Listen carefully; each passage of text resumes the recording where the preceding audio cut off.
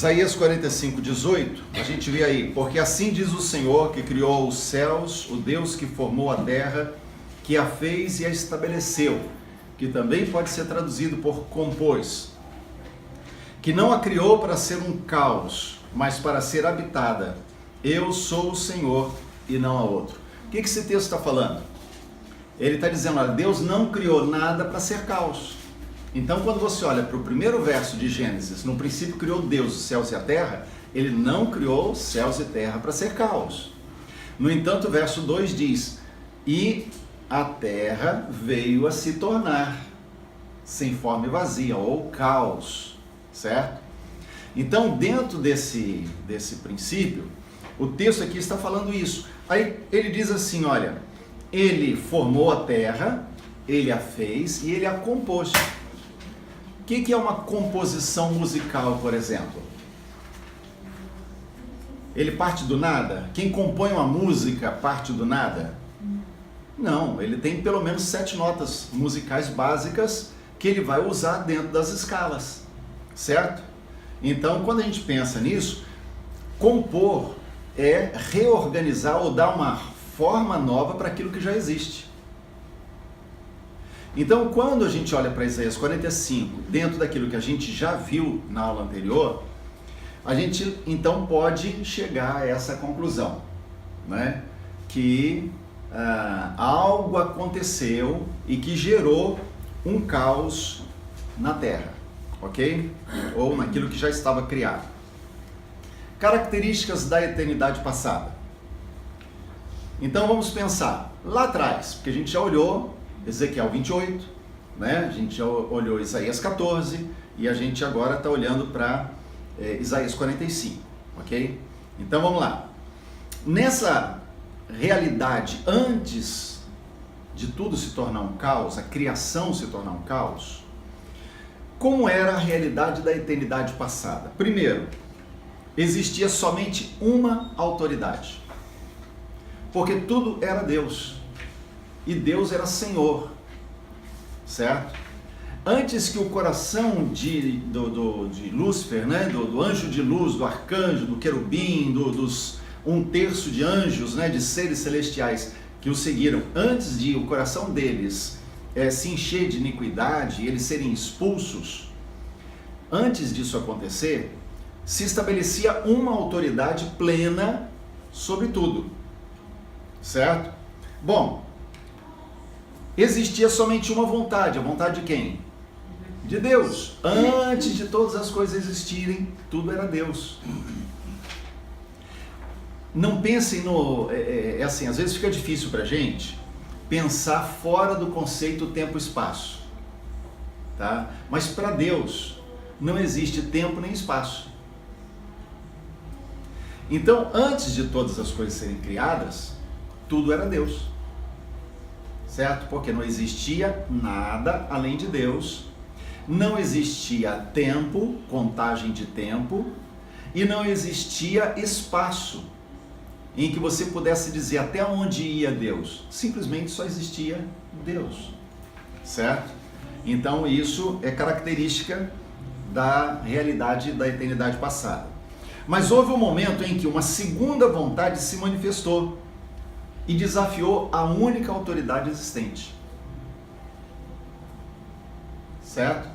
Que é aquele momento que nós lemos lá de Ezequiel 28, quando o coração daquele querubim se encheu de iniquidade e ele desejou, como diz Isaías, ele desejou ter um trono semelhante ao do Altíssimo acima das mais altas nuvens, certo? Então, houve um momento em que uma segunda vontade se manifestou, porque até ali só havia uma. E mesmo quando Deus criou todos os seres celestiais, todos eles eram harmoniosos com a vontade de Deus, seguiam o mesmo padrão, a vontade de Deus.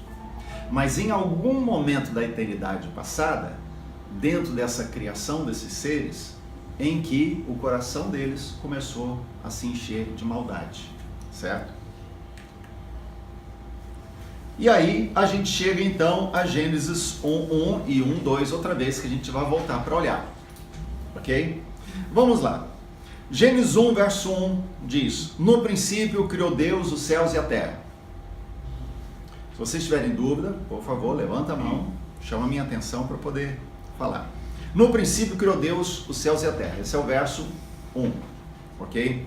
Vamos lá. Essa declaração, ela elimina o politeísmo, o dualismo, o materialismo e o panteísmo, né? O politeísmo, obviamente o nome já diz poli, de muitos deuses, porque o texto está falando, no princípio criou Deus. Aliás, essa colocação aqui de Gênesis 1, ela é colocada por Moisés, por inspiração de Deus, justamente porque está revendo ou repassando, vamos dizer assim, a questão da criação de todas as coisas, criação do mundo. Porque todos os povos da antiguidade tinham a sua própria história do surgimento de todas as coisas. Tudo em função dos seus deuses, né, da forma como eles criam. Então havia todo esse contexto nos povos antigos. Quando Deus dá a Moisés a lei e inspira Moisés a escrever os 5 primeiros livros, ele dá a Moisés também qual é a versão de Deus. E ele está dizendo, olha, no princípio não foram deuses, não foi, né, aquilo que os povos creem. No princípio criou Deus, os céus e a terra. Então elimina o politeísmo. O dualismo, né, que é a crença de que existe um Deus do bem e um Deus do mal. Não existe 2 deuses, nem Deus do mal. Satanás virou cinza. Ele tenta frustrar o plano de Deus, mas ele será lançado no fundo do abismo, né? Porque o destino dele já está traçado. Então, não existem 2 reinos, não existem 2 reis, não existem 2 autoridades, não existem 2 deuses, o Deus do bem e o Deus do mal. Existe apenas um Deus, uma autoridade, um Senhor. Satanás é um rebelde dentro do reino, mas mesmo ele tem que se submeter ao rei. Ok? O materialismo elimina toda crença em Deus, certo? E o panteísmo, tudo é Deus e Deus é tudo. Então você olha para uma árvore, Deus está ali, Deus é a árvore é Deus, e tudo se mistura, né? Então esse conceito doido, que só doido aceita, né? Então vamos lá. Tem muito doido. Aí quando ele diz, no princípio criou Deus, ele usa a expressão no hebraico Elohim. Elohim precisa ser bem entendido. Por quê? Ela é uma palavra plural. Uau, deuses. Peraí, eu estou falando aqui só um Deus, só um Senhor, mas a palavra que ele usa é deuses. Elohim é Deus, mas está no plural no seu original. E aí a gente vai entender isso. Ela sempre vem acompanhada do verbo no singular. Então, criou, não criaram. Entendeu? Se o verbo criar estivesse no plural, criaram, então Elohim estaria dizendo de mais de um Deus. Mas é curioso porque Deus faz questão de registrar ali, no princípio criou deuses, os céus e a terra. O que ele está querendo nos transmitir aqui? Senão o Deus que é plural, Pai, Filho e Espírito Santo desde a eternidade passada. Por isso criou, porque Deus é único, Deus é um. E sendo Deus um só, não poderia ser criaram, porque foi um Deus só que criou. Mas ali na criação, Deus sendo único, estava Pai, Filho e Espírito Santo atuando na criação. Então é curioso porque Deus dá essa inspiração a Moisés, e a gente não sabe até que ponto Moisés tinha completo conhecimento, noção do que ele estava registrando. Mas aqui estava exatamente isso. O plural e a repetição, ou repetição, faz o papel do superlativo. Então, por exemplo, quando fala lá em Isaías capítulo 6, né? Eu vi o Senhor sentado no alto, sublime trono, aí descreve ambiente glorioso, e que aqueles seres celestiais diziam santo, santo, santo, não quer dizer simplesmente que eles repetiam 3 vezes santo, mas a repetição da palavra santo dá o superlativo. Ele não é apenas santo, ele é super santíssimo. Entendeu? Dá essa ideia de algo muito maior do que a palavra em si expressa. Então, quando ele usa Elohim e ele está no plural, então veja, o plural ou a repetição traz a mesma ideia do superlativo. Ele não está falando no princípio criou Deus. Ele está dizendo no princípio criou o super, o máximo, o mega, o blaster, Deus. Entendeu? É mais ou menos isso que ele está falando. É ele que criou, é o máximo. Então, Elohim traz essa ideia. Por isso está no plural. Ok? Vamos lá. Estão me acompanhando? Dúvidas? Por favor. Plural ou repetição. Então, o plural ou a repetição. Elohim, o próprio fato da palavra Elohim, que já é plural, é um superlativo. Isso. Ela está no plural dentro de uma frase que fala no singular. Sim. Então, quando ele coloca o plural dentro da frase singular, é porque ele está querendo dar uma ênfase muito maior. Da mesma forma, quando ele repete palavras, ele está querendo dar um sentido bem maior do que a palavra sozinha tem. Então, vamos lá. Outras 2 palavras importantes nesse Gênesis 1:1. A primeira é barar. No princípio, criou Deus os céus e a terra. Barar é o ato criativo atribuído apenas a Deus. Por exemplo, o ser humano é criativo, certo? Mas é diferente do poder criativo de Deus. Porque nós criamos a partir de algo que existe. Nós não conseguimos fazer nada senão a partir de algo que já existe. Deus é capaz de trazer à existência algo que nunca existiu, certo? Então Deus tanto traz à existência o que nunca existiu, quanto Deus pode gerar também a partir de algo existente. O poder criativo de Deus é infinitamente maior do que o poder criativo do homem. A capacidade de criar nossa, por exemplo, um músico que pega as notas musicais e cria uma melodia, isso é um poder de criação. E isso nós temos porque isso vem de Deus. Nós fomos criados à imagem e semelhança de Deus, certo? E uma das características dessa imagem e semelhança é sermos também criativos. Mas barar, ela tem a ver com o poder criativo, a capacidade criativa que pertence somente a Deus. Não significa... Essa criação, levantar a mão. Pode falar. Essa criação a partir de algo já existente, que somos nós que fazemos, tem alguma outra palavra para isso? Para nós? É. Eu teria que dar uma pesquisada. Teria que ver se tem na Bíblia algo que é atribuído ao homem como criativo, né? Uhum. Porque barar nunca é atribuído ao homem, né? Essa é uma palavra que nunca é usada para atribuir a capacidade do homem criar. Bom, barar não significa necessariamente criar do nada. Então lembra, eu falei, Deus pode criar do nada e Deus pode criar a partir de algo existente, certo? Barar se aplica aos dois. Pode ser tanto criar a partir do nada ou de algo que já existe. Yom, essa palavra quer dizer dia. Então quando você olha lá no processo de criação e foi a tarde e amanhã do primeiro dia, então foi a tarde e amanhã do primeiro Yom, foi a tarde e amanhã do segundo Yom, ok?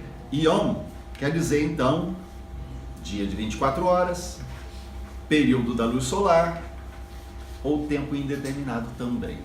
Yom Kippur. Yom Kippur é o dia do perdão, certo?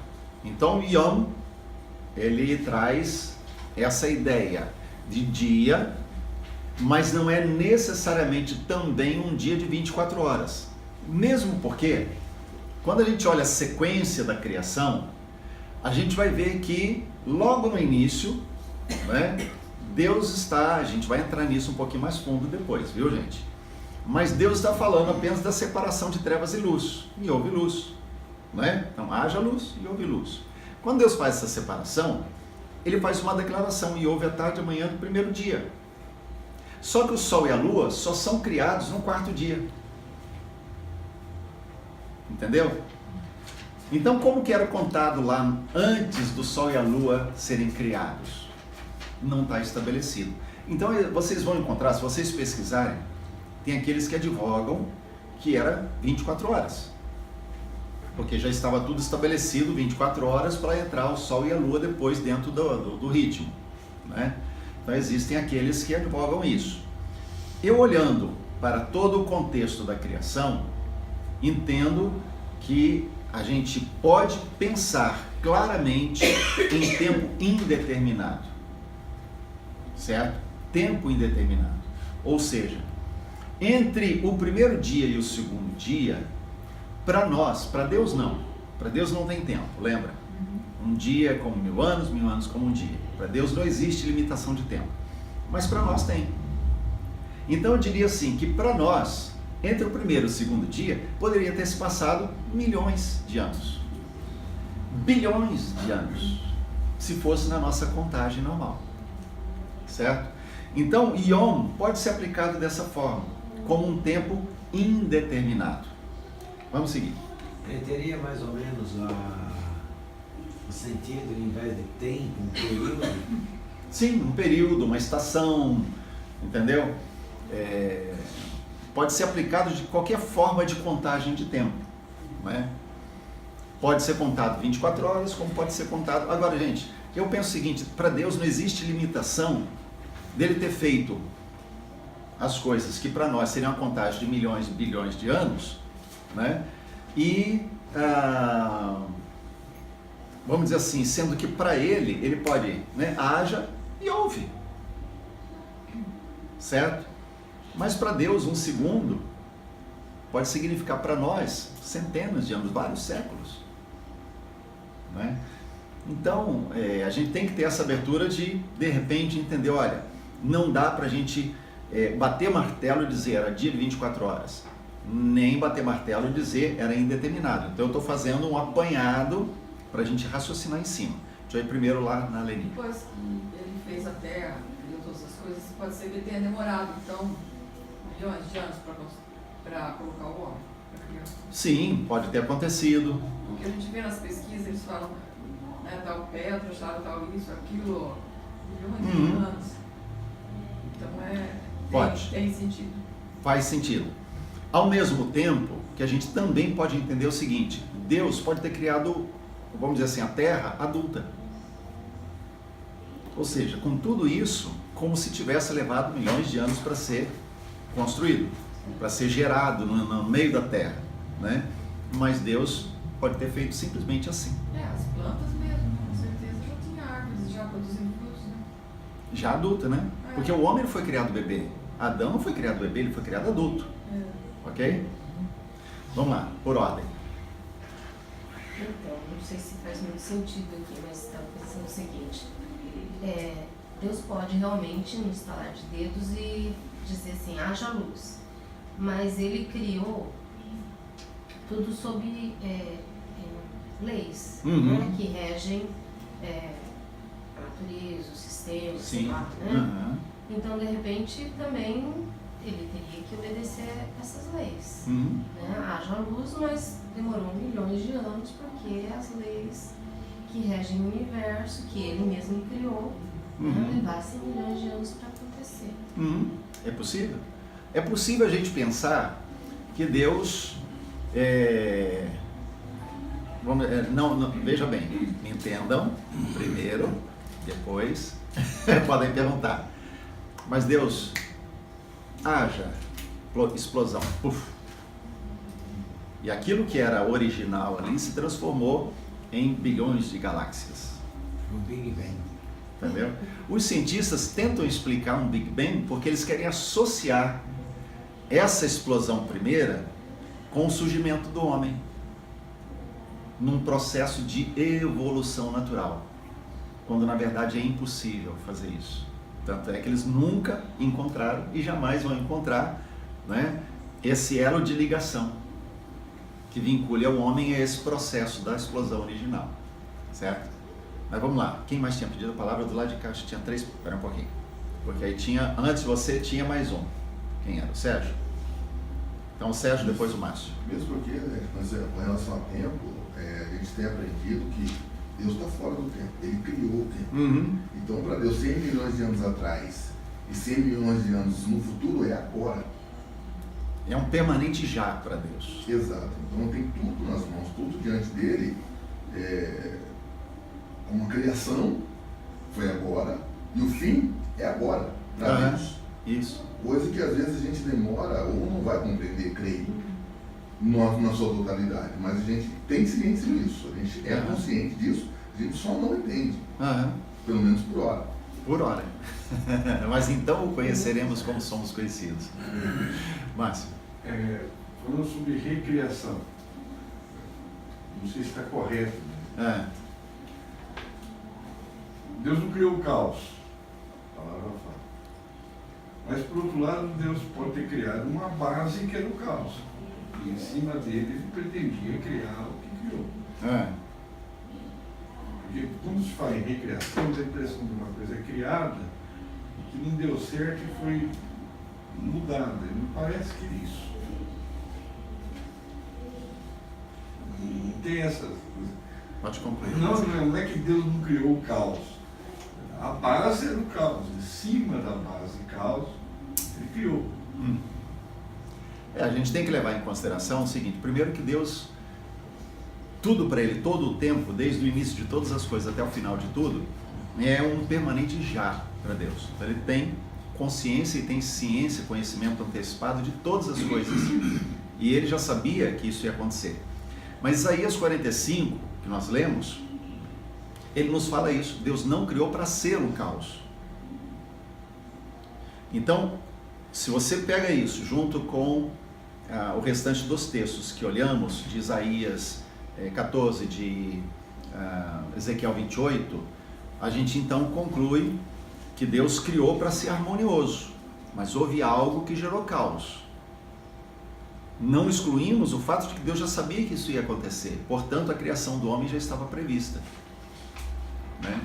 Então o homem já estava previsto ser criado, porque Deus sabia que aconteceria essa rebelião, vamos dizer assim, né, dentro do seu reino. E aí a gente olha algo que a gente já viu, acho que na aula passada, que quando Deus cria o homem, na verdade, o ser humano, né, a humanidade, porque Adão, vamos lembrar o seguinte: quando Deus cria Adão, eles chamam de Adam, que é humanidade. Adão não é um homem, Adão não é uma pessoa, Adão é a raça humana, certo?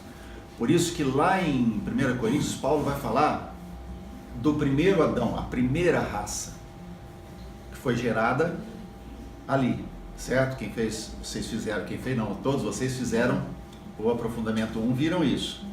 O primeiro Adão, a primeira raça. O segundo Adão inicia uma nova raça, por isso a Bíblia diz sobre nascer de novo. Jesus fala com Nicodemos.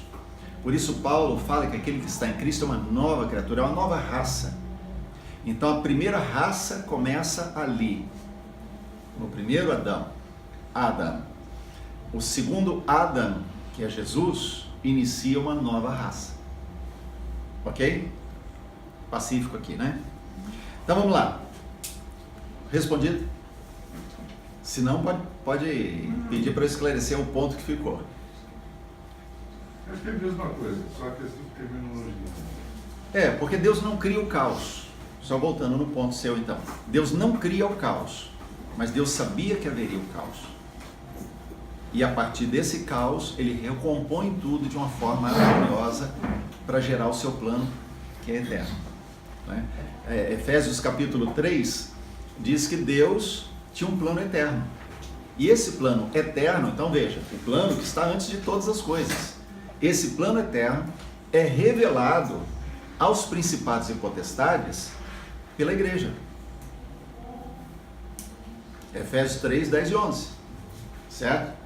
O que Paulo está falando ali? Ele está dizendo assim, olha, esses principados, potestades que se levantaram contra Deus, esses seres angelicais que eram para ser para a glória de Deus e se rebelaram porque queriam glória para si, eles estão sendo surpreendidos hoje porque havia um plano de Deus antes deles. E eles estão sendo surpreendidos porque esse plano está sendo revelado hoje. Como? Pela igreja. Então, quando você lê no Novo Testamento, melhor dizendo, expressões como aquilo que estava oculto em Deus, né? Aquilo que estava encoberto, que estava para ser revelado, Paulo usa muito essa expressão. Né? Quando a gente vê isso, ele está falando de quê? De Jesus e a igreja, o surgimento da igreja. Entenderam? Então, a igreja, na verdade, foi elaborada antes que o coração de Lúcifer se enchesse de maldade. Deus já tinha um projeto. Eu e você somos esse projeto eterno. Eu e você fomos projetados lá.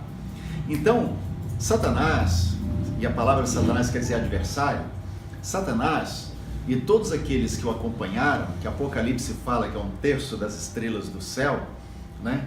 Todos aqueles que o acompanham estão sendo surpreendidos.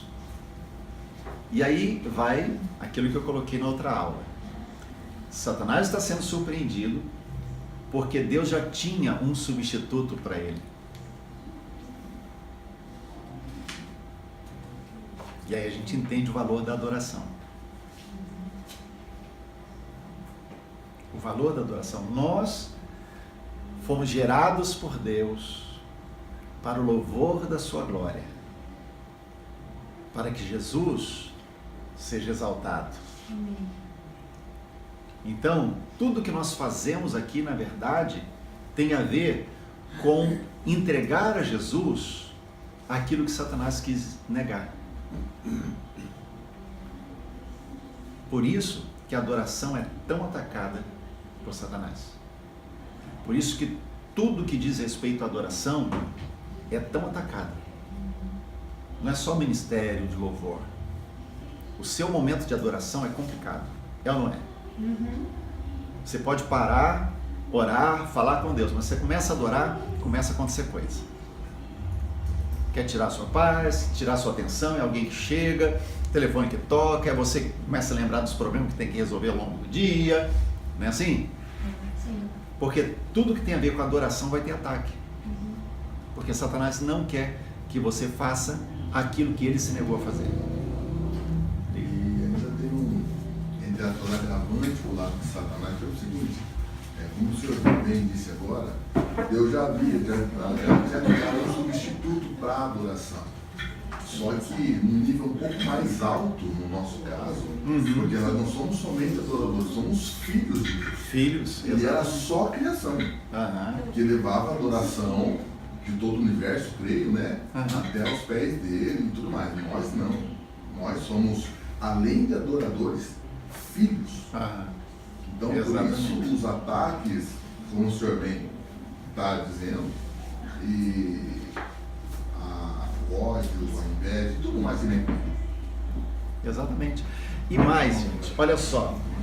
É também o desvio da adoração. É. A adoração que é para Jesus está indo para o homem. Exatamente. E se a gente pensar, olha só, o que nasceu no coração daquele querubim? O desejo de ter um trono. É ou não é? E o nosso destino é o trono. Aquilo que ele quis conquistar pela sua própria artimanha, Deus está nos dando de presente. Porque em Cristo Jesus nós vamos estar assentados com Ele, no trono dele. Quantos tronos existem no céu? Um só. Quando a Bíblia diz que Jesus está à destra da majestade, não quer dizer que ele está no outro trono. Não quer dizer que ele está de pé ao lado do Pai, né, ali como o vassalo esperando a ordem para fazer.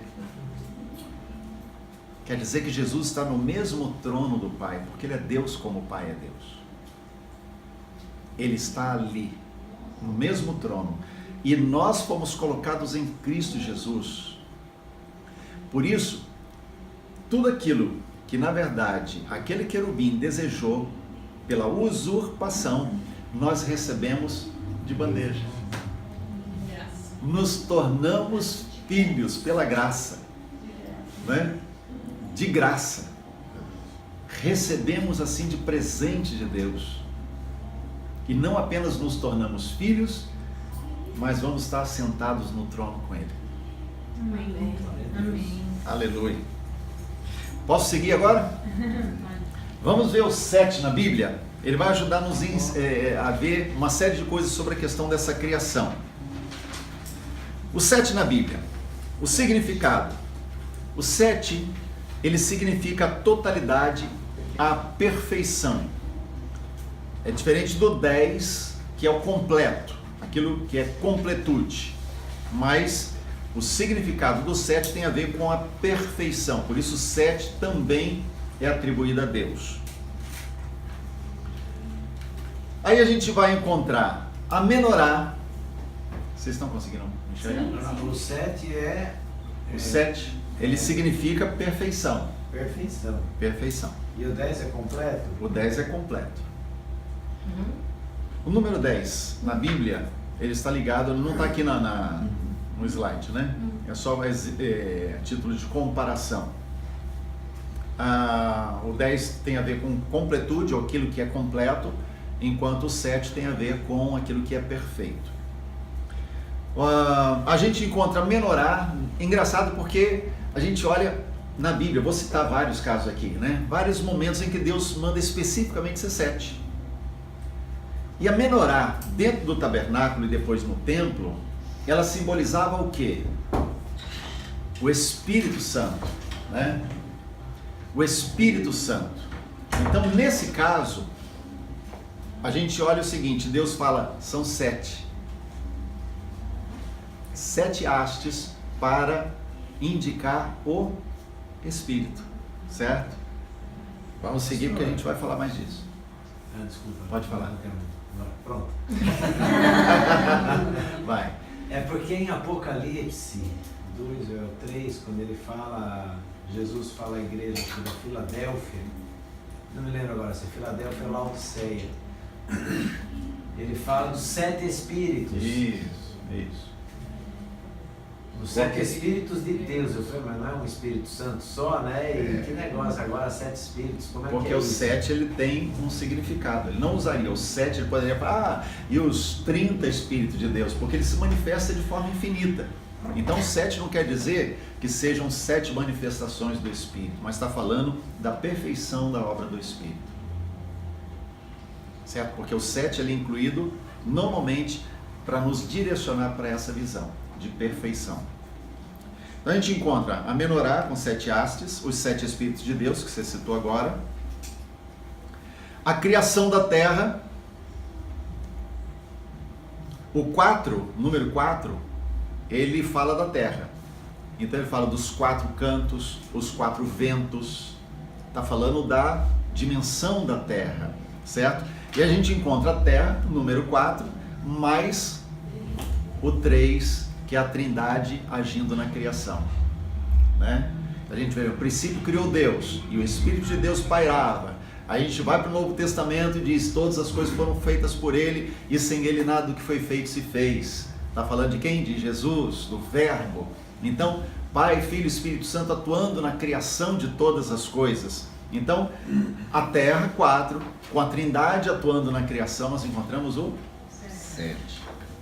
Por isso que é 4 seres, então, que estão no trono, 4 seres viventes.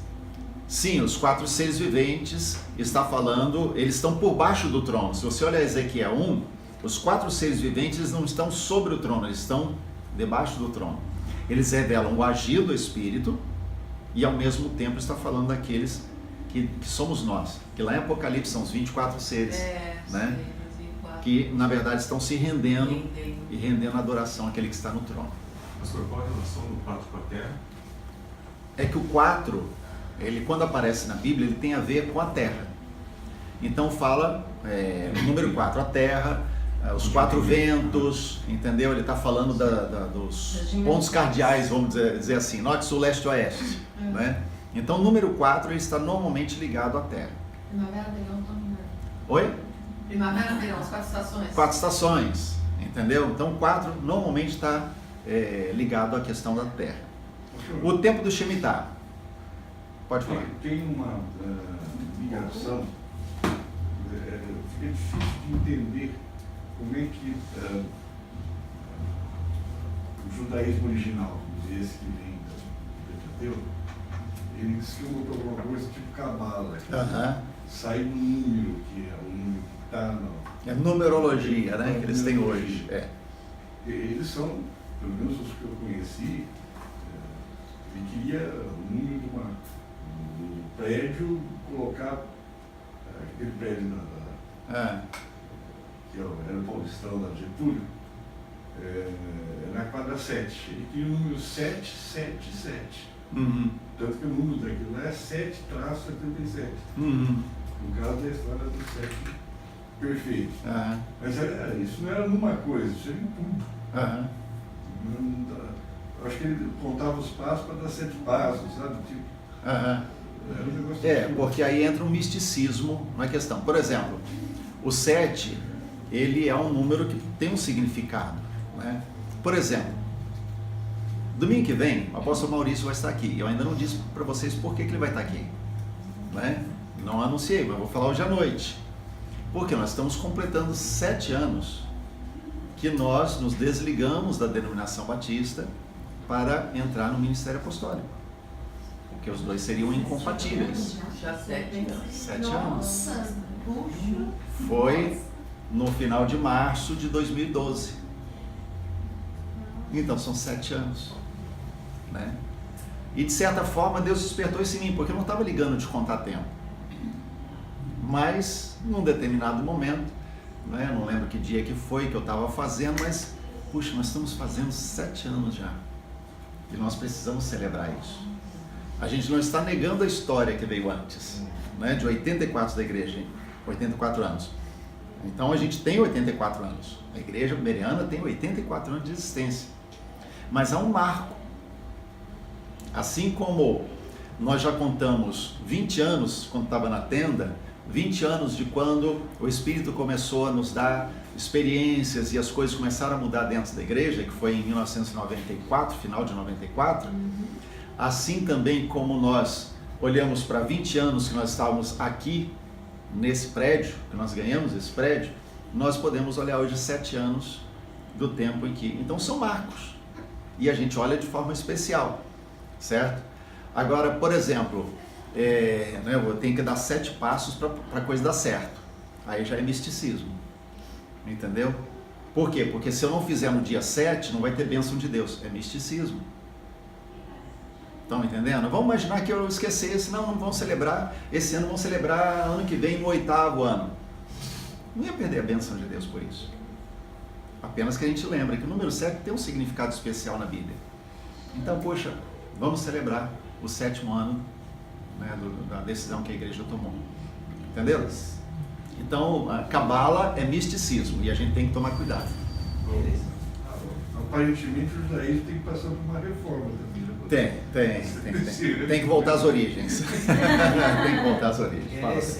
Realmente, como nós está falando, eles são muito místicos. Quando eu estive numa sinagoga em São Paulo, a senhora que nos atendeu lá, ela falou muito sobre a cabala. Né? E sobre a questão da sorte da cabala, porque tem que ter a cabala, porque a cabala traz sorte, não sei o que. Eu falei, nossa. Já não é mais Yahvé, é a cabala. Eu falei, nossa.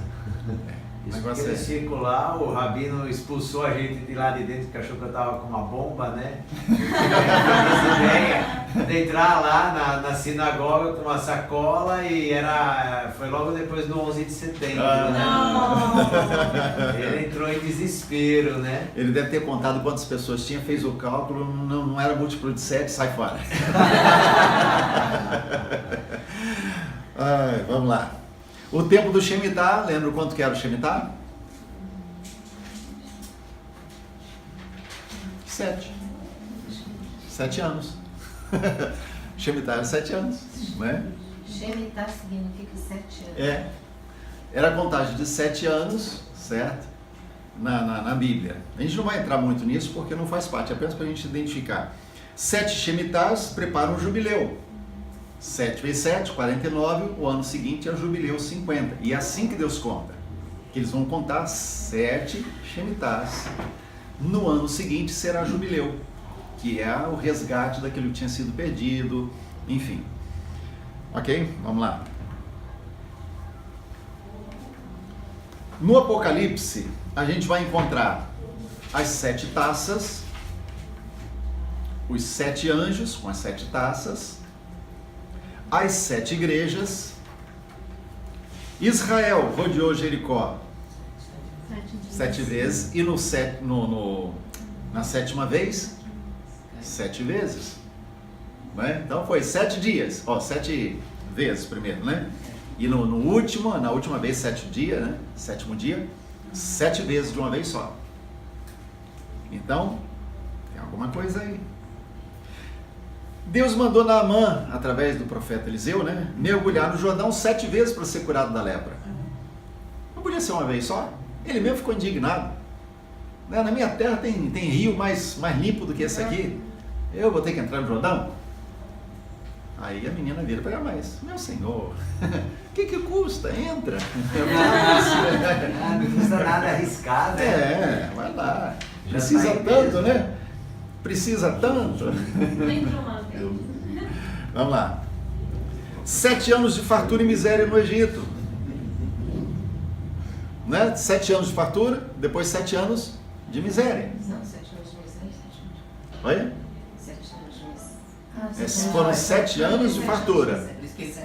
Então José, né, bolou todo o plano da economia do Egito e depois, quando veio 7 anos de fome, ele usou aquilo que eles tinham guardado para poder se sustentar e também outros. E aí a família de José desce para o Egito, né?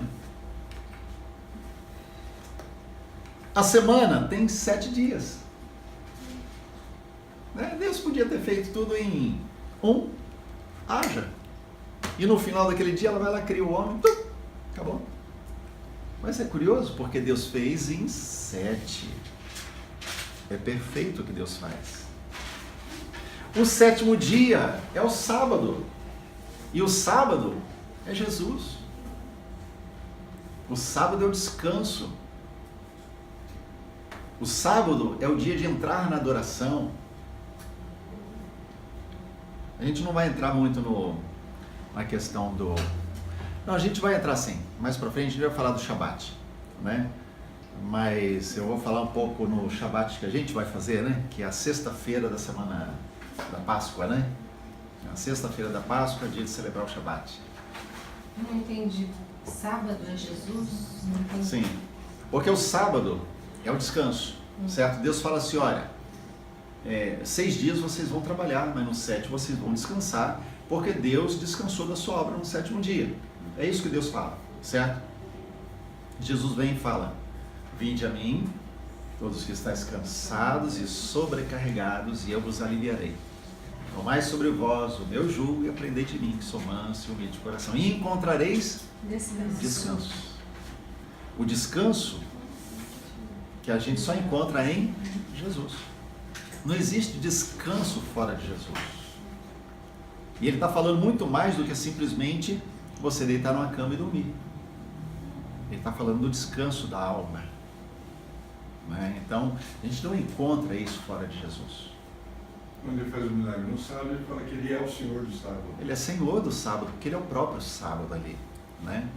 Então, quando a gente olha tudo isso aí, a gente identifica, olha, o sábado, o 7º dia, é Jesus.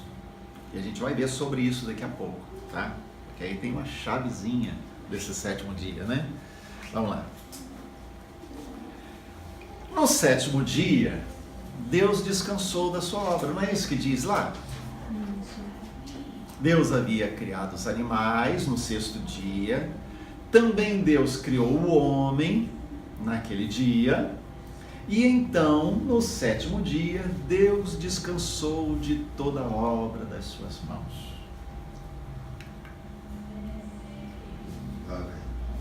Já até sei qual perguntinha que você vai fazer.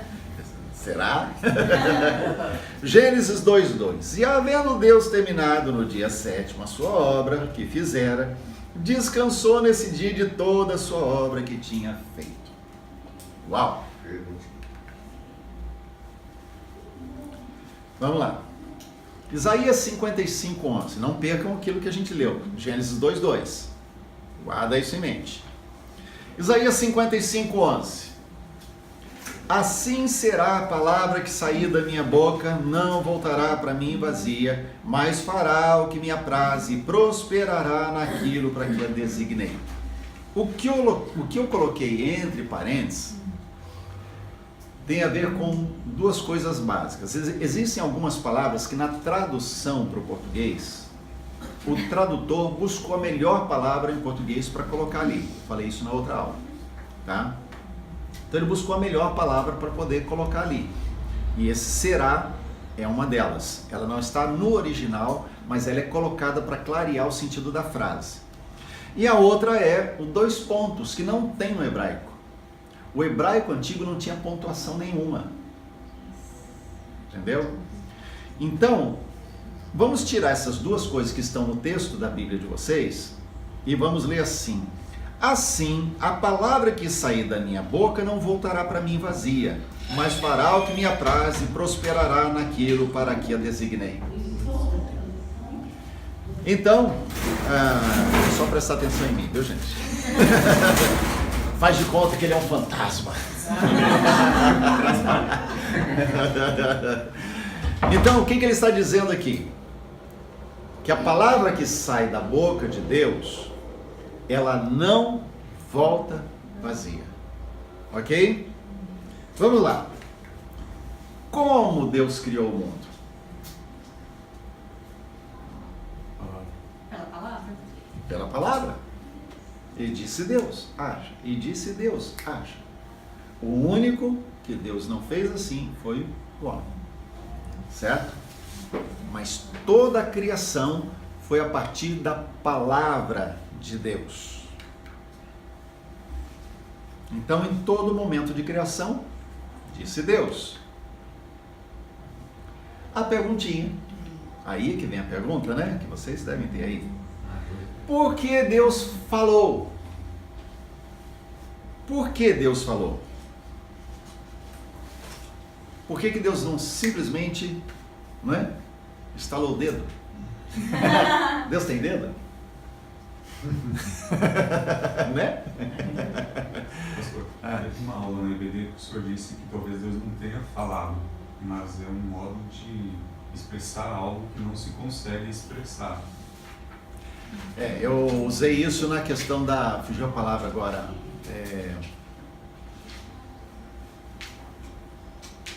Fugiu. Que a gente atribui a Deus ações, pensamentos, sentimentos que são próprios do homem, mas como uma forma da gente compreender aquilo que Deus está fazendo, né? Agora, quando a gente olha a questão desse falou, existe um sentido, independente de ser a fala pronunciada, porque Deus não tem boca, Deus não tem língua, mas Deus liberou uma fala.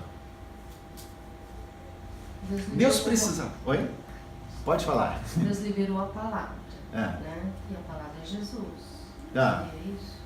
Vamos chegar lá. Vamos chegar. Vamos pensar o seguinte. Antes de todas as coisas existirem, era só Deus.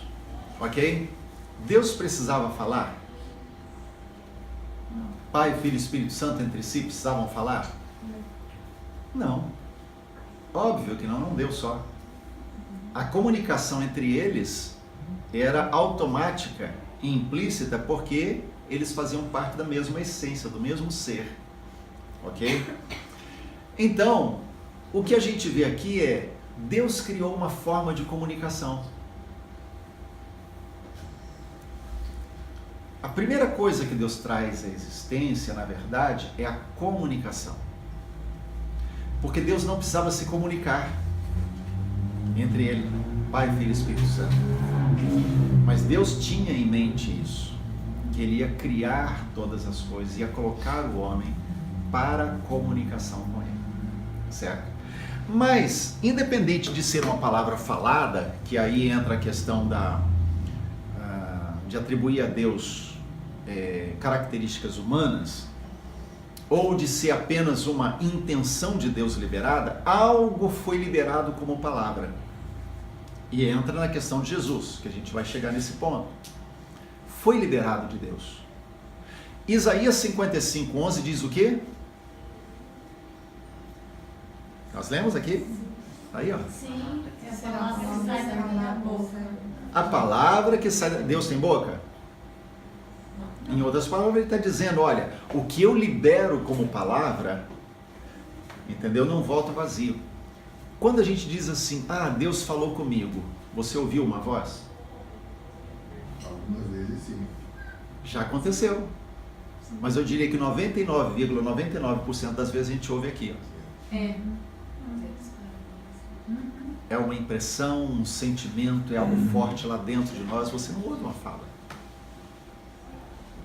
E mais, vamos imaginar que Deus está falando uma frase com você, você vai ouvir uma frase com a terminologia que você costuma usar.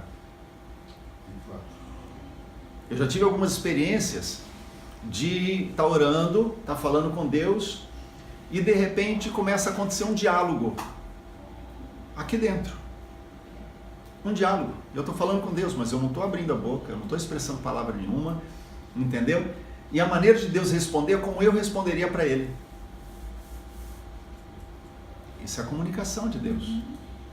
Entendeu? Então Deus não precisa da palavra em si, da fala, da boca. Mas Isaías está dizendo assim, a palavra que sai da boca de Deus, ou seja, aquilo que Ele libera como revelação dEle, não volta vazia. Jesus seria a revelação de Deus? Sim, Paulo fala isso, ele é a expressão exata do seu ser. Jesus veio revelar Deus para nós. Quando fala que ele é o verbo vivo, em relação com a palavra e a expressão de Deus. Isso, exatamente. Exatamente. Que é um ponto que a Edna também tinha puxado. Jesus é a palavra, ele é o verbo. E ele veio exatamente para, vamos dizer assim, tornar visível para nós a palavra de Deus. Por isso, se eu e você queremos viver a palavra, é só imitar Jesus. É simples assim. A gente tá aqui no aprofundamento, discutindo as coisas e tal, mas a forma mais simples de ser cristão é ler os evangelhos, olha o que Jesus fez, faz igual. Mas e os milagres? Se não acontecer, não, esquece os milagres então, faz o resto. Né? Então, na verdade, Jesus, ele é a expressão da boca de Deus. Ele é o verbo vivo. Ele é a palavra de Deus que se tornou carne. Né? Pastor, posso seguir? Oi. Quando fala que por meio dele foram criadas todas as coisas, foi por meio de Jesus. E está dizendo, Deus, disse Deus, por meio de Jesus foi criado. Tá vendo? O link está acontecendo aqui. Entendeu? Porque o Filho estava lá criando. Sem ele, nada do que foi feito se fez. Por quê? Porque tudo foi criado pela palavra. Estão me acompanhando? Sim. Entendeu? Então a palavra estava agindo ali na criação. Vamos lá. Antes de criar todas as coisas, Deus criou a palavra para expressar sua vontade e testemunha toda a criação. Como essa palavra se expressa para nós? Como ela se expressava para os anjos? Não precisa ser uma boca. Deus não precisava criar uma boca, né, para poder falar com os seres angelicais, os seres celestiais, melhor dizendo. Deus não precisa criar uma boca para poder falar conosco e a gente entender. Deus sabe se comunicar conosco. Aí entra a questão de atribuir a Deus características que são próprias do ser humano, né? De ter uma boca, de precisar da boca, da língua, cordas vocais para poder falar. Pastor, então, sim, poderia substituir. Então, antes de criar todas as coisas, Deus criou a comunicação. A comunicação. Para expressar Isso. a sua vontade. Exato. Certo? Vamos lá. Hebreus 1:3 e Hebreus 11, de 1 a 3. Então aí vocês vão me ajudar com esse texto.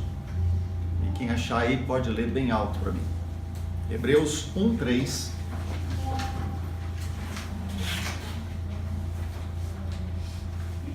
E Hebreus 11, versos de 1 a 3. Pode ler quem achar. Hebreus 1:3. O qual, sendo o resplendor da sua glória e a expressa imagem da sua pessoa, e sustentando todas as coisas pela palavra do seu poder, havendo feito por si mesmo a purificação dos nossos pecados, assentou-se à destra da majestade nas alturas. Isso, então ele está falando que ele criou tudo pela palavra do seu poder e está sentado à destra da majestade, aonde? No mesmo trono que a majestade. Porque o Pai e o Filho são um. Capítulo 11, versos 1 a 3. Ora, a fé é a certeza de coisas que se esperam, a convicção de fatos que se não vê. Pois pela fé os antigos obtiveram bom testemunho. Pela fé entendemos que foi o universo formado pela palavra de Deus, de maneira que o visível veio a existir das coisas que não aparecem. Isso. Então ele está falando, olha, tudo foi criado pela palavra. Mas tudo foi gerado pela palavra de Deus. Perguntinha? Por que Adão teve medo ao ouvir a voz de Deus que o chamava no jardim? Veja, a voz de Deus. Ele está falando da voz criativa de Deus. Deus falando, Deus se comunicando. De repente Deus vem no jardim, pela viração do dia, e diz: Adão. E não acha Adão no ponto de encontro, não é? E aí, aonde você está? Por que Adão teve medo ao ouvir a voz de Deus? Porque Deus nunca teria falado dessa forma, se expressado com uma voz audível. Como a gente às vezes ouve, e nem sempre é a voz audível de Deus. Será? Não sei. O que vocês acham? Diga. Porque ele percebeu que uma vez que se abriu o entendimento dele, ele percebeu que ele desobedeceu uma ordem direta do Pai. Creio que tenha sido um dos motivos. O que mais? Bom, gente, aprofunda aí. Mergulha um pouco. Vamos lembrar o seguinte. A palavra de Deus, além de ser a comunicação de Deus, ela é também uma pessoa, certo? Ele é o próprio Deus. A voz de Deus é o próprio Deus. É o próprio poder de Deus se manifestando. Por isso, haja. Certo? Quando Adão, ele ouve Deus, não tem só e apenas a questão do pecado em si, que Adão, ele pecou, ele teve medo de Deus, mas também ele foi confrontado pela voz de Deus.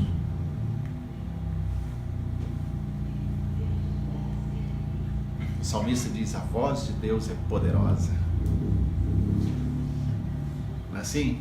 Então, Adão, ele ouve aquilo e ele é confrontado pela presença de Deus, porque a voz de Deus e a presença de Deus são a mesma coisa. A voz de Deus e a manifestação de Deus dizem respeito a uma coisa só. Ok?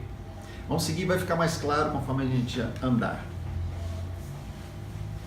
Então, voltando lá em Isaías 55:11, assim a palavra que sair da minha boca não voltará para mim vazia, mas fará o que me apraz e prosperará naquilo para que a designei. Prestem atenção. O texto está dizendo que ela não volta vazia. Ela diz que ela prosperará. O que quer dizer prosperar? A palavra prosperidade está desgastada, porque está ligado só à questão financeira. Mas aqui não tem nada a ver com finanças. Terá um bom resultado, né? Ela cumprirá o seu propósito. Objetivo, Ela vai cumprir o objetivo. Então aqui está dizendo, ela não volta vazia. Se ela não volta vazia, quer dizer que ela volta cheia. Com resultado. Com resultado. Ela volta com o efeito, com o produto, com o resultado. Então a palavra que sai da minha boca, volta. Opa, peraí, eu estou afunilando a coisa. Certo? Porque está falando aqui claramente que a voz, a palavra, o que Deus libera do seu ser, não volta vazia. Isso quer dizer, volta. E quando volta, volta com resultado. Por quê? Porque prospera. Para quê? Para aquele propósito para o qual Deus liberou aquilo.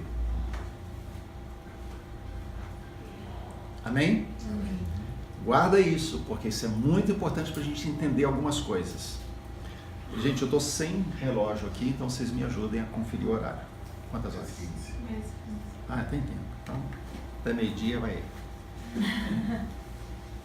A questão é, Deus não ficou cansado pelo processo da criação. Por que que diz que Deus descansou? Né? Por que que fala?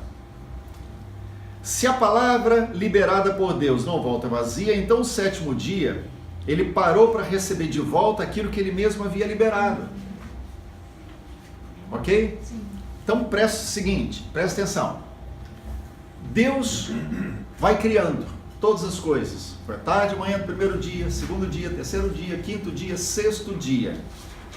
No sétimo dia, Gênesis 2:2, descansou Deus de toda a obra que tinha feito.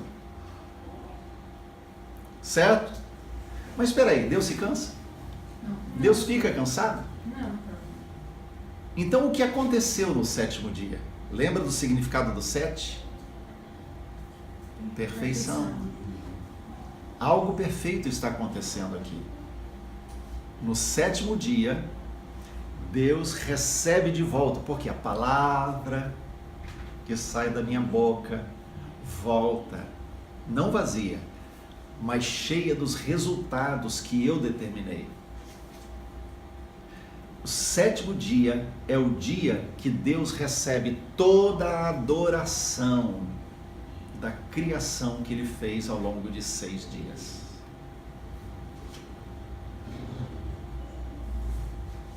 A criação adora? Sim. Adora. Tem vídeos, né? A gente já viu isso. Não vimos, né? Mas citei já. Tem vídeos no YouTube que você vê os sons da criação. É fantástico isso, né?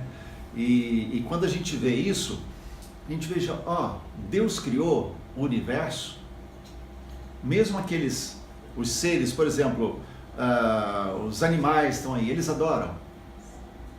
Eles adoram.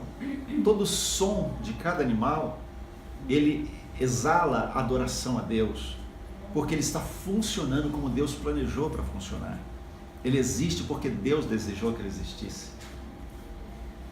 Por favor, não me venha com a pergunta que me fizeram outro dia. Vai ter animal no céu?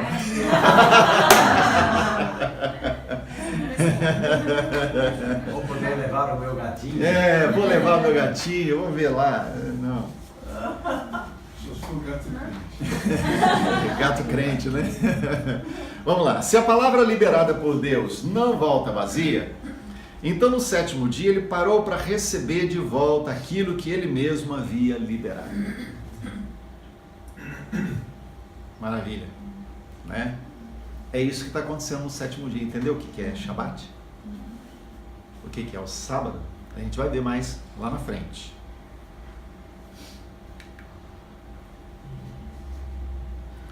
Bom, se a palavra de Deus não volta vazia, ou seja, ela volta e volta com fruto, se a palavra criadora ainda não foi cumprida em toda a sua totalidade, não podemos ignorar que o som da sua voz ainda paira onde foi liberado. Amém? Amém. Aleluia, glória a Deus, gente.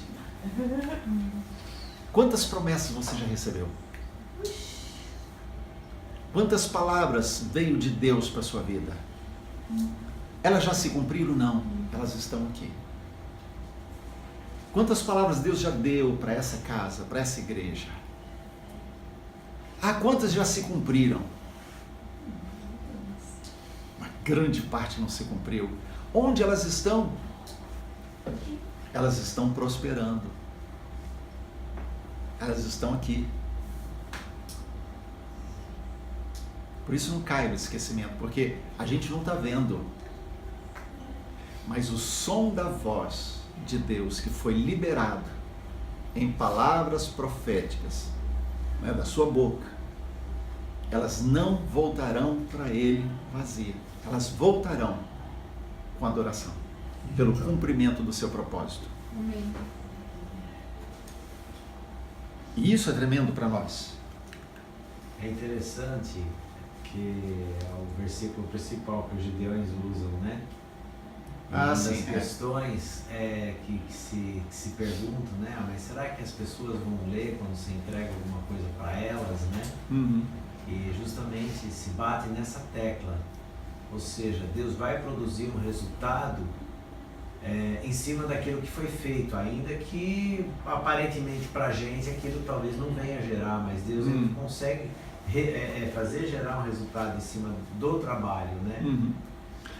Gente, eu já vi histórias assim, as mais fantásticas por causa disso, né? Os gideões sempre têm testemunhos, né? A pessoa que pegou, leu a Bíblia e aquilo mexeu com ela.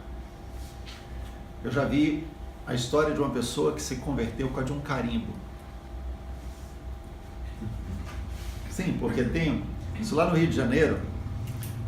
O pessoal ia fazer evangelismo num lugar que era Barra Pesada à noite. De dia, lugar dos executivos, só gente de terno, bem vestido, entendeu? Gente da área financeira, bancos e tal, durante o dia. À noite, é Barra Pesada. Barra Pesada, põe Barra Pesada nisso. Então, sempre tinha gente das igrejas evangelizando por lá. E aí, um dia, né, alguém entregando lá os folhetos para o pessoal que estava por ali, né, o sujeito pegou, rasgou e jogou no chão. No dia seguinte, o rapaz passando, viu um papel com um carimbo, baixou e pegou. Era metade do folheto, rasgado. Quer dizer, quem pegou na noite anterior, rasgou e jogou fora. Ele pegou, não conseguia entender o que estava na mensagem antes, mas tinha um carimbo. E aí ele resolveu, no final do expediente dele, foi lá naquele endereço. Falou assim, olha, eu peguei isso e fiquei incomodado, queria saber o que é. E aí alguém falou com ele de Jesus e ele se converteu ali. Um carimbo no folheto. Deus faz. Vamos lá, Hebreus 12:1. Quem achar aí pode ler.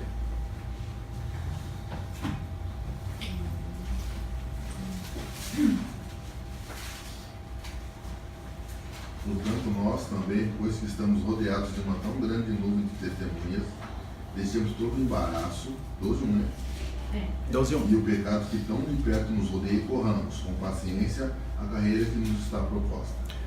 Olha só, o autor de Hebreus, ele está dizendo assim, nós, pois, que estamos rodeados de uma tão grande nuvem de testemunhas.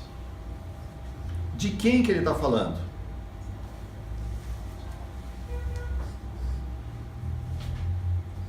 Adivinhação não serve, né? A gente repreende aqui. Adivinhação não pode. De quem que ele está falando? Seres celestiais, né? Essas palavras estão pairando? Vocês estão para adivinhação, hein? Olha para o texto bíblico. Olha para a Bíblia. Ele está dizendo, nós, portanto, que estamos rodeados de uma tão grande nuvem de testemunhas. Que grande nuvem de testemunhas é essa?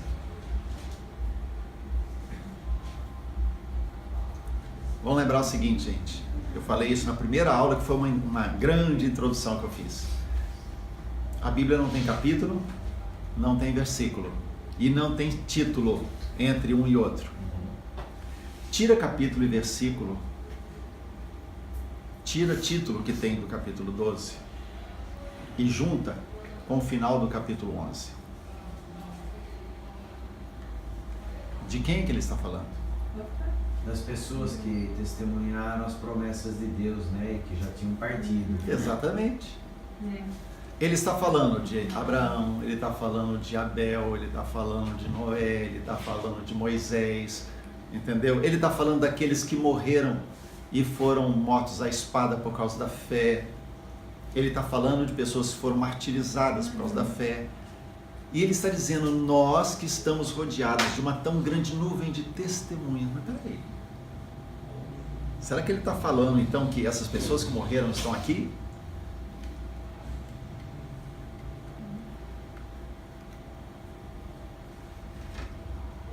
Elas não. Óbvio, né? A Bíblia deixa claro que não é assim. Mas aquilo que elas creram, sim. E muito do que elas anunciaram e creram ainda não se cumpriu. Entenderam? Então a manifestação de fé dessas pessoas que vieram antes, coisas que Deus revelou e falou a elas lá no passado, são para nós como uma nuvem esperando o cumprimento do 7º dia. Elas não permanecem, evidentemente, mas as ações falam por si. Sim. Por exemplo, quando fala de Abel, em capítulo 11, diz, olha, pela fé Abel ofereceu um melhor sacrifício que Caim, certo? E o seu sangue fala até agora. Isso. Como que o sangue fala? Sangue não fala. Então está falando o quê? O testemunho do que ele fez permanece para nós hoje. É testemunho para nós hoje. Entenderam? Vamos seguir aqui que vai ficar mais claro ainda. Então, que testemunhas são essas? Agora vamos lá, capítulo 11, verso 4. Leia aí. E o verso 13. Alguém leia os dois versos. Verso 4 e o verso 13 do capítulo 11. Pela fé, Abel ofereceu a Deus maior sacrifício do que Caim, pelo qual alcançou testemunho de que era justo, dando Deus testemunho dos seus dons, e por ela, depois de morto, ainda fala. 13. Ainda morto, depois de morto, ainda fala. Verso 13. 13. Todos esses morreram na fé, sem terem recebido as promessas, mas, vendo-as de longe, crendo nelas e abraçando-as, confessaram que eram estrangeiros e peregrinos na terra. Não alcançaram a promessa. Entenderam? A palavra que sai da minha boca não volta vazia. Isso quer dizer que aquilo que eles creram, que Deus falou com eles e que ainda não se cumpriu, permaneceu até o ponto que prosperou para aquilo que Deus havia liberado. E algumas dessas coisas ainda não aconteceram. Acho que é mais ou menos como nós hoje em relação ao que está escrito em Apocalipse, né? Sim, exatamente. Aquilo que Deus falou com João lá atrás. Exato. O que Deus falou com João lá atrás e revelou sobre as coisas do fim são para nós testemunho de que Deus está no controle. E nós andamos por fé. Isso é fé. Quando a gente olha e vê, ainda não se cumpriu, mas a palavra que Deus liberou não volta vazia. Amém. Ok? Apocalipse 5:8.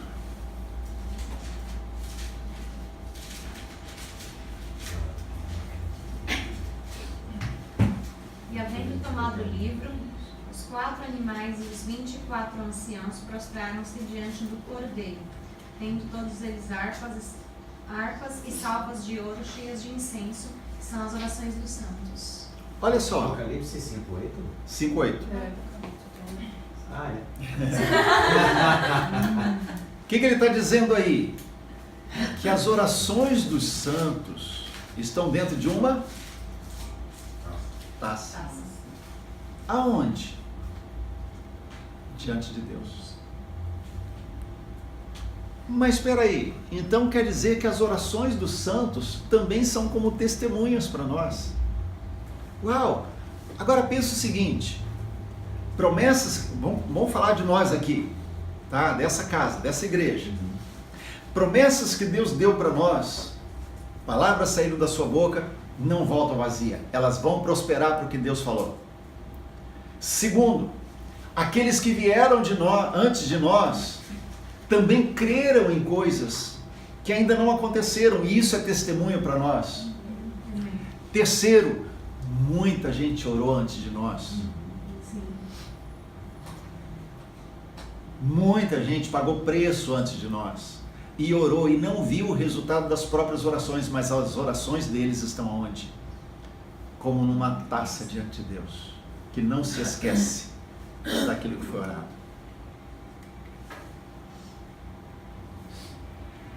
Gente, vocês não entenderam. Vocês ficaram muito quietos, muito parados.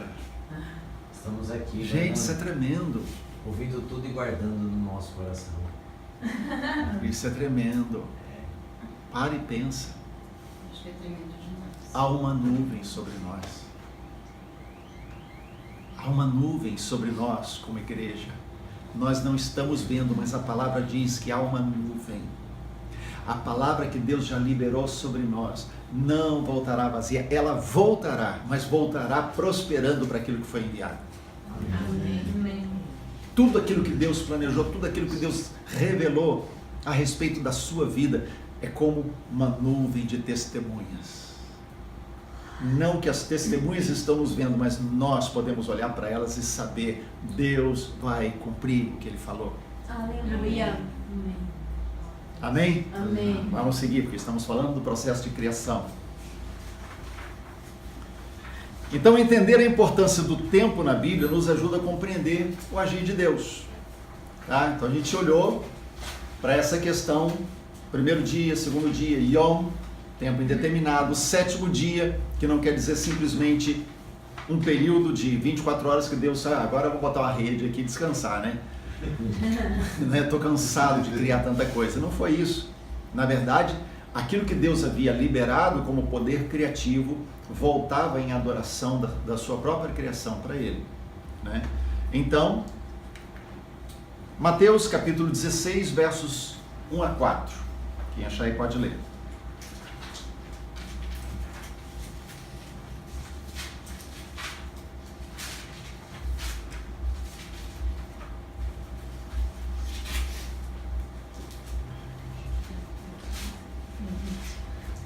E chegando seus fariseus e os saduceus para o tentarem, pediram-lhe que lhes mostrasse algum sinal do céu. Mas ele respondendo, disse-lhes: quando é chegada a tarde, dizeis, haverá bom tempo, porque o céu está ruim. E pela manhã, hoje haverá tempestade, porque o céu está de um vermelho sombrio. Hipócritas, sabeis discernir a face do céu, e não conheceis os sinais do tempo? Uma geração má e adúltera pede um sinal, e nenhum sinal lhe será dado, senão o sinal do profeta Jonas, e deixando-se retirou-se. Isso. Então Deus está falando, Jesus está falando aqui nesse momento com os fariseus, aqueles que vieram questioná-lo, a respeito da contagem de tempo. E ele usa a questão de estações. Ele usa a questão, né, do como o céu está, ou seja, vocês sabem enxergar o tempo natural, mas não conseguem enxergar o tempo espiritual. Vocês conseguem enxergar o tempo na perspectiva humana, mas não conseguem enxergar o tempo na perspectiva divina. Por isso ele diz, eu não vou dar um sinal para vocês, porque o sinal já foi dado, o sinal do profeta Jonas. Certo? Então ele faz uma analogia indireta e deixa eles com uma pulga atrás da orelha. Né? Capaz deles terem saído dali e procurado os adivinhos para poder tentar, o que Jesus quis dizer com isso? Né? Então, mas a gente sabe, né? Então ele está comparando essa questão tempo humano com o tempo de Deus, e a gente precisa aprender a entender o tempo de Deus para que a gente viva com sabedoria o tempo aqui. Por isso que a gente está fazendo toda essa introdução da criação e também a questão tempo, a medição de tempo. 1 Crônicas 12, 32. Dos filhos de Sacar, é isso mesmo? Isso. Dos filhos de Sacar, conhecedores da época, para saberem o que Israel devia fazer, 200 chefes e todos os seus irmãos sob as suas ordens. Isso. Então, os filhos de Issacar, havia uma parte deles que eles eram especialistas em discernir o quê? Os tempos, as épocas, as estações. Ah, se era primavera, verão, outono ou inverno? Não. Ele está falando de outra coisa. Ele está falando do tempo de Deus. Então eles eram especialistas em discernir o tempo de Deus para falar isso ao povo. E isso o que é? Uma vivência profética. Entender o tempo de Deus, a maneira como Deus está agindo, para que todo o povo pudesse ser orientado para não perder o tempo de Deus. Porque o tempo de Deus é diferente do nosso. Certo? Vamos seguir. Eclesiastes 3, versos 1, 2 e 11. Quem achar aí pode ler. Tudo tem o seu tempo determinado, e há tempo para todo propósito debaixo do céu. Há tempo de nascer e tempo de morrer, tempo de plantar e tempo de arrancar o que se plantou. Depois, 11. Tudo fez Deus formoso no seu devido tempo. Também pôs a eternidade no coração do homem, sem que esse possa descobrir as obras que Deus fez, desde o princípio até o fim. Veja só, o que ele está dizendo aqui? Existe um tempo determinado. A palavra tempo aí, ela pode ser traduzida também como estação. Tá? Estação não é primavera, verão, outono, inverno. Estação quer dizer um tempo determinado, um tempo escolhido para que algo aconteça. Um ciclo. Um ciclo. Então, ele está dizendo isso. Existe um ciclo determinado por Deus para cada coisa. Existe uma estação determinada por Deus para cada coisa debaixo do céu. E o verso 11, ele repete para nós aí o verso 11. Tudo fez Deus formoso no seu devido tempo. Também pôs a eternidade no coração do homem, sem que este possa descobrir as obras que Deus fez, desde o princípio até o fim. Isso, então olha só, ele está dizendo, tudo Deus fez formoso dentro da estação do ciclo. Existe um ciclo, existe uma estação determinada por Deus para cada coisa. E no ciclo de Deus, no tempo de Deus, dentro da estação que Deus escolheu, tudo é formoso. Quando a gente perde a estação de Deus, quando a gente deixa passar o tempo de Deus, deixa de ser formoso. Quando a gente age errado dentro do tempo de Deus, deixa de ser formoso. Mas quando estamos dentro da estação que Deus escolheu, vivendo o ciclo que Deus escolheu, tudo é formoso ali. Ok? Mas não apenas isso. Ele diz assim, e Deus colocou a eternidade no coração do homem. O que quer dizer isso? Primeiro, que todas as pessoas, todas, até o mais ferrenho ateu, sente necessidade de Deus. Mesmo aquele que advoga que morreu, acabou tudo, ele sabe que não acabou. Deus plantou no coração do homem a questão da eternidade. Certo? E não apenas isso, mas quando nós temos o Espírito Santo, Deus nos ajuda a discernir as coisas eternas. O Espírito Santo nos ajuda a entender as verdades eternas. Ok? Ainda que, com todo conhecimento, o homem não consegue conhecer tudo que Deus fez desde o princípio. Não cabe na mente humana. Não existe um HD externo para o cérebro humano, né? Não existe a nuvem. Que todo conhecimento que já não cabe mais aqui, a gente vai colocar lá e... Né? Por quê? Porque Deus é infinito em todas as suas obras. Parece que isso vai existir daqui a alguns anos, né?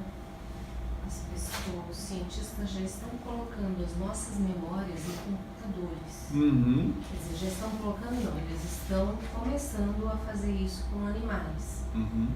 E Assim, o objetivo é colocar a minha memória dentro de um computador. Então eu morro, mas a minha memória fica ali. Aí existe o clone, né? Que você pode fazer um clone para colocar a memória dentro, ou um robô para colocar a memória dentro. E continuar aquilo que você já sabia. Isso é bem assim, brincar de Deus e vai ter as suas consequências. Pra quê? Mas já tem uns filmes já meio antigos que falam sobre isso, né? O objetivo é sempre esse, mas nunca se chegou tão perto, né? Agora com a ressonância magnética, então isso está chegando cada vez mais perto. Eles estão realmente conseguindo fazer isso. Conseguiram com alguns animais, tipo o rato, né? Uma partezinha do cérebro do rato eles conseguiram. Então, quer dizer, isso daí é para o futuro, mas que já está viável. É um futuro próximo. E ainda assim o homem será incapaz de conhecer a mente de Deus. Sim, sim. Aliás, quanto mais avança, mais longe fica da mente de Deus. Né? Vamos lá. Desculpa, mas é como quando o homem quis construir a Torre de Babel. Isso, exato. Então vai chegar uma hora que Deus vai dar um passo. E está perto.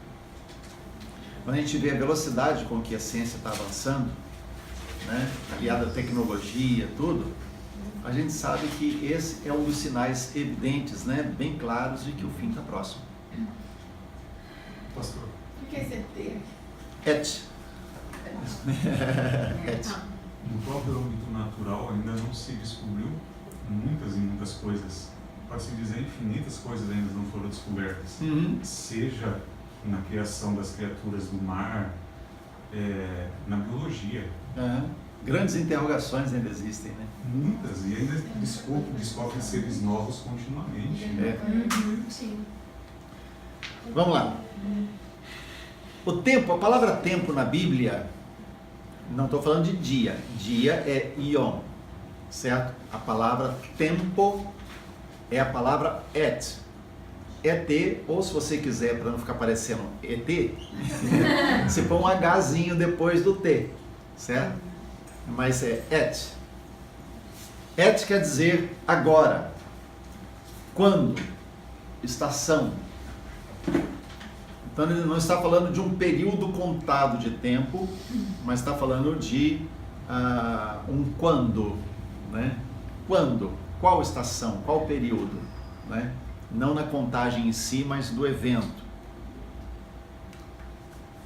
Toda estação é criada por Deus com um propósito.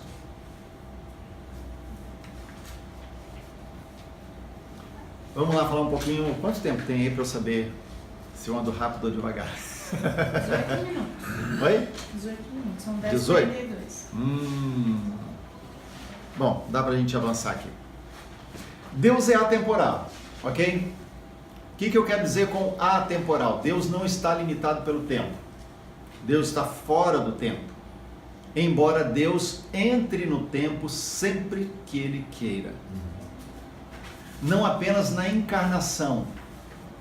Mas, por exemplo, quando a gente vê ao longo de toda a Bíblia, o anjo do Senhor, Abraão recebe 3 anjos. Um deles é o anjo do Senhor. A gente sabe que é Deus entrando na história. É Deus se manifestando de forma visível, certo? Como se fosse uma pessoa. Mas a gente vê as intervenções de Deus através de eventos também extraordinários, né? As pragas sobre o Egito, sinais no deserto, né?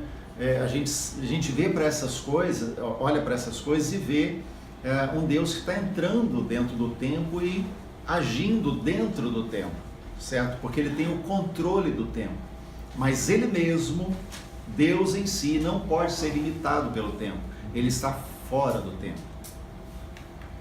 2 Pedro 3,8 diz: há todavia uma coisa, amados, que não deveis esquecer, que para o Senhor um dia é como 1000 anos e 1000 anos como um dia. Ok? E ele está dizendo aqui, não podeis esquecer. Há algo que vocês não podem esquecer. Para o Senhor, um dia 1000 anos, 1000 anos um dia. Então o que ele está falando?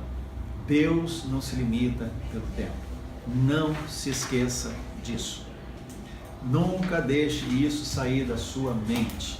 Deus não está limitado pelo tempo. A vida de Deus não consiste de momentos que se seguem. Se 1 milhão de pessoas orarem às 10h30 de hoje, ele não precisa ouvi-las todas naquele pequeno recorte de tempo que chamamos 10h30. Oi? Estou achando isso nos slides. Não tem. Não tem. Não tem? Ah, gente, perdão. Será que ficou de fora? Então me cobrem, porque eu mando só essa parte da questão tempo aqui. Eu vou seguir aqui, depois eu mando para vocês o arquivo, tá? Aí vocês já sabem o que está projetado, vocês não precisam anotar, só anota que não está projetado. A vida de Deus, então, não consiste de momentos que se seguem. A vida de Deus não é agora, daqui a pouco, mais 1 minuto, mais 1 hora, mais 10 horas, mais 100 anos. Ok? A vida de Deus não consiste nisso. Se 1 milhão de pessoas orarem, 10h30 já passou, né? Então, se 1 milhão de pessoas orarem às 11 horas em ponto, não precisa para Deus que todas as orações sejam ouvidas às 11 horas em ponto. 11 horas em ponto tem significado para nós, não para Deus. Estão me entendendo? 11 horas em ponto, que é o horário que 1 milhão de pessoas está orando, isso faz sentido para nós. Mas Deus que está fora do tempo, para Ele, isso não tem significado, não tem peso, não tem importância, porque Deus está fora disso. Aí vem a perguntinha por quê, mas já respondi. Mesmo porque ele já ouviu essas orações 100 milhões de anos atrás e vai ouvir 100 milhões de anos na frente. A gente vai ver isso daqui a pouquinho. A gente vai ver isso. Então a respostinha aí, né? Porque 10h30 e todos os outros momentos, desde o princípio da criação, são sempre presentes para ele. Ele tem toda a eternidade para ouvir a oração de uma fração de segundos, feita por um piloto quando o seu avião explode em chamas. Mesmo que você tenha perdido ontem, ele não perdeu. Vamos colocar assim. Eu usei o exemplo aqui do avião explodindo em chamas, né? É que eu vejo muito Mayday, desastres aéreos. Já viram? Não? Alguém aqui já viu? É um programa do Discovery. Fala só sobre investigações sobre desastres aéreos, né? Então a gente vê de tudo ali, né? E